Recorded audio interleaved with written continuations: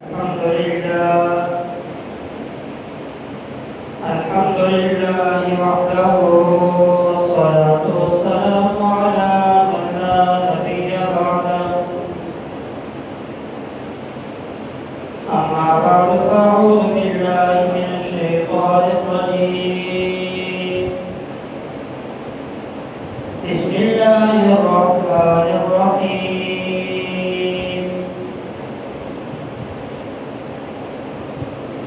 ما كان محمد أبا أحد من رجالكم ولكن رسول الله وخاتم النبيين وقال النبي صلى الله عليه وسلم أنا خاتم النبيين لا نبي بعدي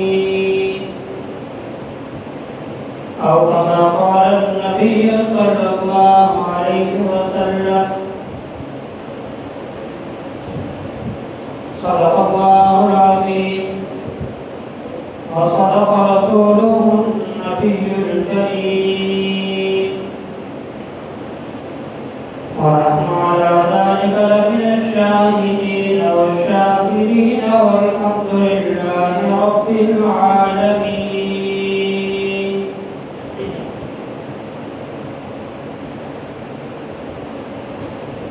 واجب الاحترام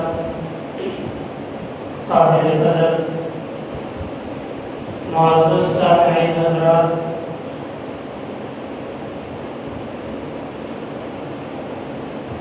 پوری کی پوری کائنات کو جو وجود ملا ہے، یہ وجود ملا آپ صلی اللہ علیہ وسلم کی برکت سے ہے، اور اب تک جو نظام کائنات قائم ہے، اس قائم رہنے کا سبب بھی ہمارے نبی حضرت محمد صلی اللہ علیہ وسلم کی اس وقت جو کچھ ہماری آنکھوں کے سامنے ہے یا جو ہماری آنکھوں سے اوجھل ہے، جسے ہم دیکھ سکتے ہیں یا دیکھ نہیں سکتے،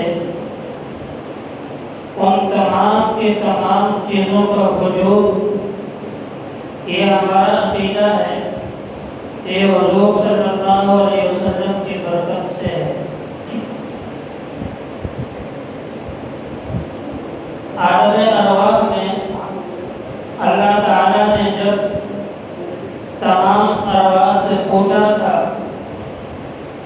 الستُ بربکم، کیا میں تمہارا رب نہیں ہوں، اس وقت عالم ارواح میں سب سے پہلے جس روح نے بلا کہا تھا وہ روح محمد تھی۔ اس کے بعد باقی تمام کے تمام ارواح نے بلا کہا۔ جب سب سے پہلے حضور کی روح نے بلا کہا، اس کے بعد باقی ارواح نے بلا کہا، تو باقی ارواح کا جو بلا کہنا تھا یہ وہاں سے ہی نسل بن چکا تھا، اور حضور کا اس وقت بلا کہنا یہ اس وقت ہی نسل بن چکا تھا۔ اس کا اظہار اللہ تعالیٰ نے کائنات کو وجود دینے کے بعد جب اظہار کا وقت آیا، اللہ تعالیٰ نے آدم علیہ السلام کو وجود عطا کیا۔ وجود عطا کرنے کے بعد کچھ عرصہ جنت میں رہے، پھر وہاں سے دنیا پہ تشریف لائے، انسانیت کی نسل چلی، حضرت آدم علیہ السلام سے ہے، لیکن حضرت آدم کے وجود کا باعث اور برکت یہ حضور صلی اللہ علیہ وسلم کی وجہ ہے کہ آپ صلی اللہ علیہ وسلم کی وجہ سے حضرت آدم کو وجود ملا ہے، پھر اس کے بعد انسانیت کی نسل چلی ہے، اور آخر میں جو نبوت اور رسالت کا سلسلہ حضرت آدم علیہ السلام سے اللہ تعالیٰ نے شروع فرمایا تھا اس سلسلے کو ختم فرمایا تو اسی شخصیت پر فرمایا، اسی ذات پر فرمایا جس ذات کی وجہ سے تمام انبیاء کو نبوت ملی، جس ذات کی وجہ سے آدم کو وجود ملا تھا، جس ذات کی وجہ سے اس ہلتی زمین کے اوپر پہاڑوں کو رکھ کر اس کی حرکت کو کم کیا گیا تھا، اس شخصیت کو آخر میں نبوت دے کر اللہ تعالیٰ نے قرآن پاک میں اعلان فرمایا ما کان محمد ابا احد من رجالکم ولکن رسول اللہ وخاتم النبیین۔ اور وہ زمین کے انسانوں سنو، حضور صلی اللہ علیہ وسلم تم میں سے کسی کے بھی جسمانی باپ تو نہیں ہے، لیکن یاد رکھنا اللہ تعالیٰ کے رسول ہیں۔ رسول پوری کی پوری امت کا روحانی باپ ہوتا ہے، جسمانی باپ اور ہوتا ہے، روحانی باپ اور ہوتا ہے۔ پھر اللہ تعالیٰ نے بات یہی ختم نہیں فرمائی، بلکہ اگلی بات کہتے ہوئے اللہ تعالیٰ نے ارشاد فرمایا وَلَٰكِن رَّسُولَ اللَّهِ وَخَاتَمَ النَّبِيِّينَ، یہ اللہ تعالیٰ کے رسول ہیں اور جو نبوت اور رسالت کا سلسلہ جناب آدم علیہ السلام سے شروع ہوا تھا، اس نبوت اور رسالت کے سلسلے کو ان کا ختم بھی کیا گیا۔ اب ایک سوال پیدا ہوتا ہے، آپ صلی اللہ علیہ وسلم کی جو جسمانی اولاد تھی وہ تو نبوت ملنے سے پہلے ہی اللہ تعالیٰ کے پاس پہنچ چکی تھی، اس کی وجہ کیا؟ دنیا میں انسان کو ایک وقت ایسا بھی آتا ہے انسان پر کہ انسان کو سہارے کی ضرورت پڑتی ہے، اور مشکل وقت میں اگر مضبوط سہارا کوئی بن سکتا ہے تو وہ اولاد بن سکتی ہے۔ لیکن اللہ تعالیٰ نے اپنے سب سے محبوب پیغمبر، بلکہ پوری کی پوری کائنات میں سب سے جو محبوب شخصیت تھی، اس شخصیت کا جسمانی سہارا ان مشکلات سے پہلے ہی اٹھا لیا تھا جو مشکلات بعد میں آئی تھی۔ سمجھانا یہ چاہتے تھے کہ جس طرح باقی دنیا میں جتنے بھی کام ہو رہے ہیں ان کے لیے ایک اصول ہے، جب باپ دنیا سے جاتا ہے جس عہدے پہ باپ ہو اولاد اسی عہدے پہ بیٹھتی ہے۔ باپ اگر کسی دکان کا مالک تو باپ کے جانے کے بعد دکان کی ملکیت اولاد کے پاس، باپ اگر ایک گھر کا سربراہ تو باپ کے جانے کے بعد گھر کا سربراہ اس کی اولاد میں سے بڑا بیٹا، اگر باپ کسی ادارے کا ذمہ دار، باپ کے جانے کے بعد اگر بیٹے میں اہلیت ہو تو بیٹا اس ادارے کا ذمہ دار بنتا ہے۔ کوئی کہہ سکتا تھا حضور صلی اللہ علیہ وسلم جب دنیا سے تشریف لے جائیں گے، کیونکہ ان کے جسمانی بیٹے موجود ہیں، آپ کے دنیا سے تشریف لے جانے کے بعد ممکن ہے یہ نبوت کی ذمہ داری آپ کی اولاد میں سے کسی کے سر پہ آئے، لیکن اللہ نے نبوت دینے سے پہلے وہ سہارا بھی اٹھا دیا۔ بتانا یہ چاہتے تھے اس نبی کے پیغام کو لے کر آگے بڑھنے والے اس کے جسمانی بیٹے نہیں، اس کے روحانی بیٹے ہوں گے۔ چنانچہ روحانی بیٹے کتنے، اتنے زیادہ کہ گننے میں نہ آئے، اتنے زیادہ کہ شمار نہ ہو سکے۔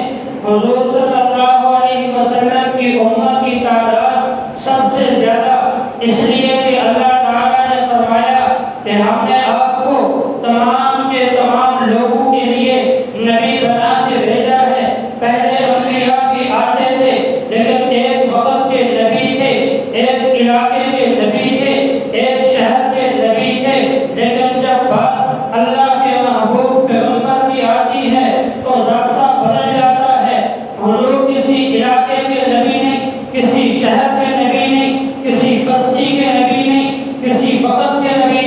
بلکہ پورے کے پورے جہان کے بھی ہیں. جہاں جہاں تک رب کی ربوبیت ہے وہاں تک حضور کی نبوت. قرآن پاک میں آتا ہے مشرکین مکہ نے حرم کعبہ میں کھڑے ہو کر اللہ تعالیٰ سے التجا کی، اے اللہ اگر یہ صحابہ حق پر ہیں، اگر یہ حضور کا کلمہ پڑھنے والے حق پر ہیں، ان کان ھذا ھو الحق من عندک فامطر علینا حجارۃ من السماء.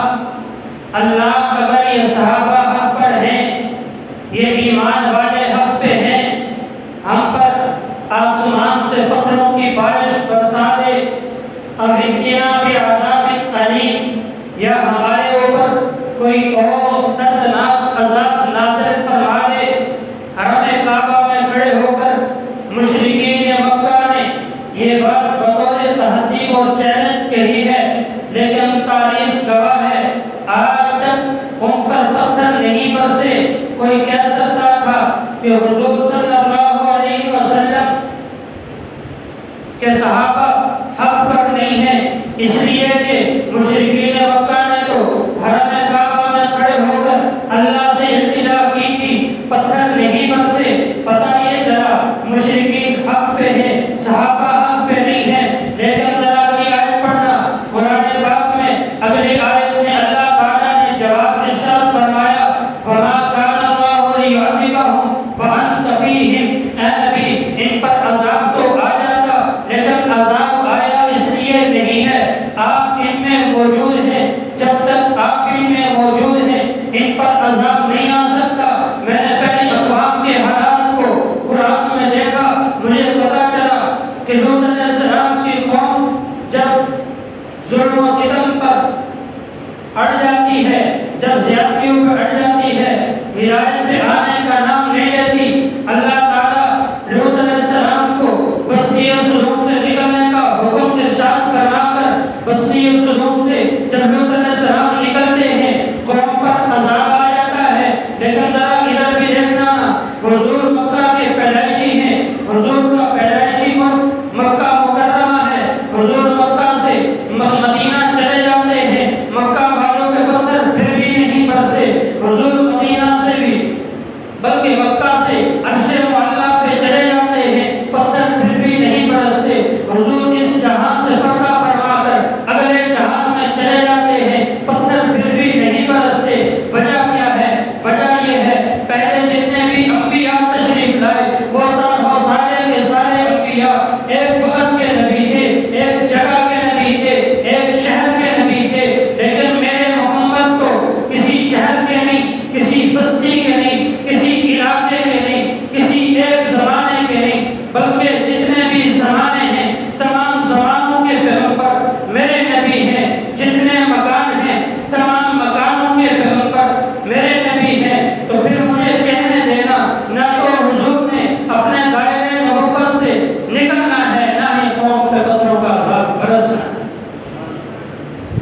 تو حضور صلی اللہ علیہ وسلم کا وجود یہ ہمارے لیے عذاب سے بچاؤ کا بھی ذریعہ ہے. اسی کو میں نے ابتدا میں کہا تھا، اللہ تعالیٰ نے ہمیں وجود دیا، پوری کائنات کو وجود دیا تو حضور کی برکت سے، اور پوری کائنات جو ابھی تک باقی ہے یہ کائنات کی بقا بھی حضور کی برکت سے ہے.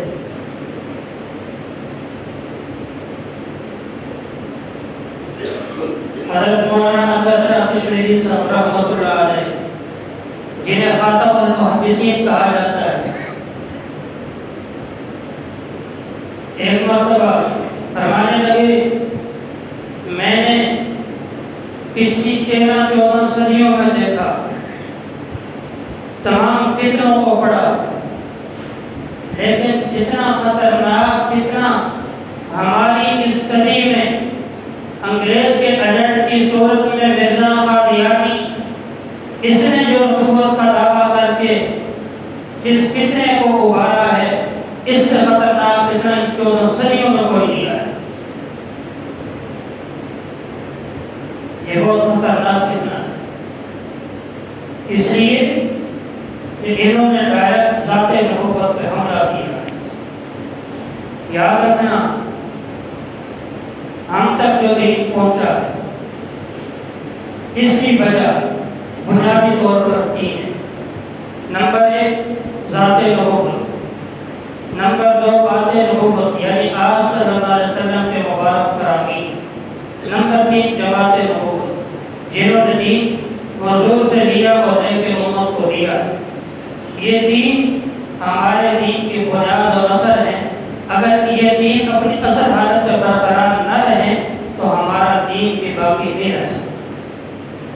آج ہم اپنے آپ کو مسلمان کہتے ہیں اس لیے ذات نبوت محفوظ ہے، حضور کی عزت محفوظ، حضور کی عصمت محفوظ، تو ہماری جانیں محفوظ، حضور کی عزت محفوظ، ہمارے مال محفوظ، حضور کی عزت محفوظ، ہمارے گھر محفوظ، حضور کی عزت محفوظ، ہمارے مدارس محفوظ، حضور کی عزت محفوظ، ہماری مساجد محفوظ، حضور کی عزت محفوظ، ہمارے ملک محفوظ۔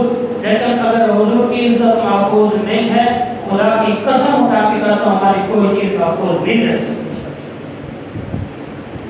اور ہم یہاں نام کہتے ہیں ہمیں اپنی تمام تر چیزیں محبوب ضرور ہیں، اپنا گھر پیارا ضرور، اپنی عزت پیاری ضرور، اپنی اولادیں پیاری ضرور، اپنے والدین پیارے ضرور، لیکن خدا کی قسم حضور سے بڑھ کے نہیں۔ اپنے باپ پہ گالی برداشت کر سکتے ہیں، ماں کی گالی برداشت کر سکتے ہیں، لیکن حضور کو برا بنا کہا جائے یہ برداشت نہیں کر سکتے، کیونکہ یہ ہمارے ایمان کا مسئلہ ہے، ہمارے ایمان کا مسئلہ ہے۔ اگر ہم یہاں بھی کمپرومائز کرتے ہیں ہمارا ایمان باقی نہیں رہتا۔ اس لیے میرے بھائی اور دوستوں بزرگوں، ختم نبوت کا عقیدہ ہمارے بنیادی اور اساسی عقائد میں سے ہے۔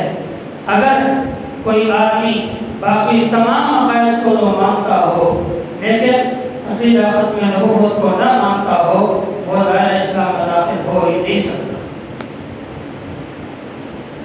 اور میں آخر میں ایک بات کہہ کے اپنی بات ختم کرتا ہوں۔ آج مرزا یہ دھوکہ دیتے ہیں، دھوکہ یہ دیتے ہیں، کہتے ہیں ہم بھی ختم نبوت کو مانتے ہیں، تم بھی ختم نبوت کو مانتے ہو، تم ختم نبوت کو مان کر مسلمان اور ہم ختم نبوت کو مان کے کافر۔ یہ دو موضوع تم نے کہاں سے نکالا؟ یاد رکھنا وہ ختم نبوت مانتے ہیں لیکن کانے دجال لعنتی مرزا ملعون پہ مانتے ہیں، اور ہم ختم نبوت مانتے ہیں اس شخصیت پر جس پر ختم نبوت کا اعلان اللہ تعالیٰ نے اپنے قرآن میں جا بجا کیا۔ اس لیے ہم یہ کہتے ہیں ہم ختم نبوت کو مان کر مومن مسلمان، اور تم جس ختم نبوت کے انکاری ہو اس کو مان کے تم دنیا کے بدترین کافر و لعین ہو، تم مومن نہیں ہو سکتے۔ اس لیے آج ضرورت اس چیز کی ہے کہ اس فتنہ کے خلاف ہم ہر محاذ پہ کام کریں۔ اللہ نے بولنے کی صلاحیت دی ہے، زبان سے اس محاذ پہ کام کریں۔ اللہ نے لکھنے کی صلاحیت دی ہے، لکھ کے اس محاذ پہ کام کریں۔ اور اسی کے ساتھ ساتھ اس کام پر جتنی بھی ہماری دینی تحریکات اس وقت چل رہی ہیں، یاد رکھنا یہ کسی مذہبی جماعت کا کام نہیں، یہ ہر مومن مسلمان کا کام ہے۔ جو آدمی اپنے آپ کو کہتا ہے کہ حضور کا امتی ہوں، یہ اس کا کام کرتا ہے کہ وہ ختم نبوت کا تحفظ کرے۔ اگر نہیں کرے گا یاد رکھنا نہ تب قیامت کے دن ہمارا چارہ اچھا نہیں ہوگا، کیونکہ ہمیں وجود جب ان کی برکت سے ملا ہے تو جن کی برکت سے ہمیں وجود ملا ہو ان کی ذات کا اگر ہم تحفظ نہ کر سکیں تو اس سے بڑی ظلم اور زیادتی کی بات اور کوئی نہیں ہو سکتی۔ لیے مختلف جو سیمینار وغیرہ کانفرنس ہیں ان عنوانات پہ ہوتی ہیں، ایک تو ان میں شرکت کر کے اپنے ایمانی غیرت کا ثبوت دیا جائے، اور دوسرا ہر محاذ پہ اس فتنے کے خلاف کام کیا جائے۔ اور حضرت مولانا شاہ کشمیری صاحب رحمۃ اللہ علیہ فرمایا کرتے تھے کہ اس محاذ پہ جو کام کر لو تب قیامت کے دن حضور سے شفاعت لے کر دینا میری ذمہ داری۔ اس لیے جہاں کہیں آپ کو اطلاع ملے کہ اس عنوان پہ کانفرنس ہو رہی ہے، اس عنوان پہ بات ہو رہی ہے، اپنی ایمانی غیرت سمجھ کر وہاں اس مجمع کا حصہ بنیں، عقیدے کو سمجھیں اور اسی طریقے سے اپنا تعلق علماء کے ساتھ بنائیں، دیندار لوگوں کے ساتھ بنائیں۔ انشاءاللہ العزیز آپ فتنوں سے محفوظ رہیں گے۔ اگر علماء سے تعلق نہ رہا، ان لوگوں سے تعلق نہ رہا، یہ نہ ہو کہ کہیں ہم کسی فتنے کا شکار ہو جائیں اور ہم اپنی آخرت تباہ و برباد کر لیں۔ اللہ تعالیٰ سے دعا ہے اللہ تعالیٰ ہمیں تا دم آخر عقیدہ ختم النبوت پہ کاربن رہنے کی توفیق عطا فرمائے اور ہر محاذ پر دشمنان رسول کے خلاف ہمیں کام کرنے کی توفیق عطا فرمائے۔ وآخر دعوانا الحمدللہ رب العالمین۔